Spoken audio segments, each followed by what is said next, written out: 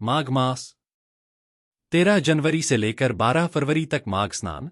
गुजरात एवं महाराष्ट्र अनुसार माघ मास दिनांक 30 जनवरी से। माघ स्नान से बढ़कर पवित्र पाप नाशक दूसरा कोई व्रत नहीं है।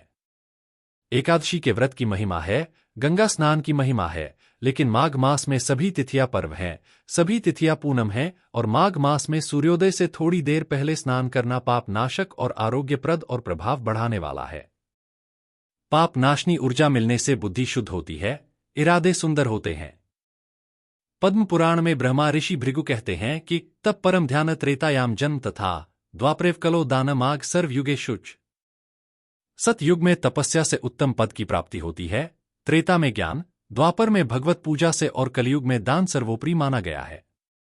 दान केवलम कलयुगे, परंतु माघ स्नान तो सभी युगों में श्रेष्ठ माना गया है।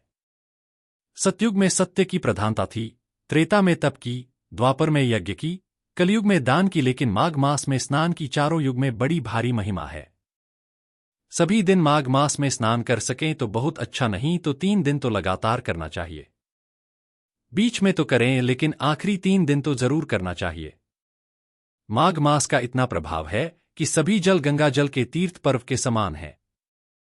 पुष्कर, कुरुक्षेत्र, काशी, प्रयाग में 10 वर्ष पवित्र शौच, संतोष आदि नियम पालने से जो फल मिलता है, माघ मास में 3 दिन स्नान करने से वो मिल जाता है, खाली 3 दिन। माघ मास प्रात स्नान आयु, आरोग्य, रूप, बल, सौभाग्य, सदाचरण सब कुछ देता है। जिनके बच्चे सदाचरण से गिर गए हैं उनको भी पुचकार के, इनाम देकर भी बच्चों को स्नान कराओ तो बच्चों को समझाने से, मारने पीटने से या और कुछ करने से उतना नहीं सुधर सकते हैं, घर से निकाल देने से भी इतना नहीं सुधरेंगे जितना माघ मास के स्नान से। स्नान से तो सदाचरण, संतान वृद्धि, सत्संग, सत्य और उदार भाव आदि का प्राधितय होता है। व्यक्ति की सुदंडता और समझ उत्तम गुण से संपन्न होती है। नर्क का डर उसके लिए सदा के लिए खत्म हो जाता है कि मरने के बाद फिर वो नर्क में नहीं जाएगा। दरिद्रता और पाप दूर हो जाएंगे, दुर्भाग्य का कीचड़ नाश हो जाएगा। यत्नपूर्वक माघ स्नान। माघ प्रात स्नान से विद्या निर्मल होती है। मलिन विद्या क्या है? कि पढ़ लिख के दूसरों को धोखा देना, व्यसन करना, अनाचरण करना, ये मलिन विद्या है। लेकिन निर्मल विद्या होगी तो ये पापाचरण में रुचि नहीं होगी।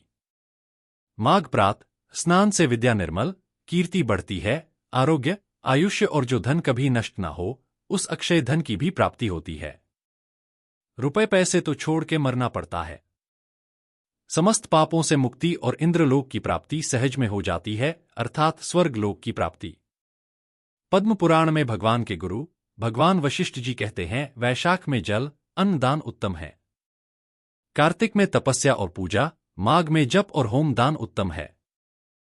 प्रिय वस्तु अर्थात रुचिकर वस्तु का त्याग करने से व्यक्ति वासनाओं की गुलामी के जंजाल को काटने का बल ले आता है।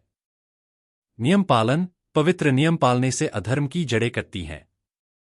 जो लोग तत्वज्ञान सुनते हैं लेकिन अधर्म करते रहते हैं तो तत्वज्ञान में रुचि नहीं होती, तत्वज्ञान उनको पचता नहीं है। मूर्ख हृदय न चेतिए यद्यपि गुरु मिले विरंची सम, अर्थात जिसको ब्रह्मा जी जैसा गुरु मिले वह मूर्ख, जिसको अधर्म में रुचि है वह फिर भी फिसल जाता है। तो जिस वस्तु में आसक्ति है उस वस्तु को बलपूर्वक त्याग दें तो अधर्म की जड़ें कटती हैं। सकाम भावना से माघ महीने का स्नान करने वाले को मनोवांछित फल प्राप्त होता है। लेकिन निष्काम भाव से कुछ नहीं चाहिए का भाव रखकर खाली भगवत प्रसन्नता, भगवत प्राप्ति के लिए माघ का स्नान करता है तो उसको भगवत प्राप्ति में भी बहुत बहुत आसानी होती है। सामर्थ्य के अनुसार प्रतिदिन हवन और 1 बार भोजन करें। माघ मास में आध्यात्मिक जगत में बार बार भोजन बुद्धि मोटी बना देगा। माघ मास में पति पत्नी के संपर्क से दूर रहने वाला व्यक्ति दीर्घ आयु वाला रहता है और संपर्क करने वाले की आयुष्य नाश होती है। भूमि पे शयन नहीं कर सको तो गद्दा हटाकर सादे बिस्तर पर, पलंग पर शयन करो। धन में, विद्या में जितना भी कमजोर हो, असमर्थ हो, उतना ही उसको बलपूर्वक माघ स्नान कर लेना चाहिए तो धन में, बल में, विद्या में बढ़ेगा। माघ मास का स्नान असमर्थ को सामर्थ्य देता है, निर्धन को धन देता है, बीमार को आरोग्य देता है, पापी को पुण्य, निर्बल को बल देता है। माघ मास में तिल उपटन स्नान, तिल पीसकर थोड़ा पानी में घोल बनाकर शरीर को मलकर करे वो पुण्य स्नान है। भोजन में भी थोड़ा तिल हो जाए वो कष्ट निवारक है।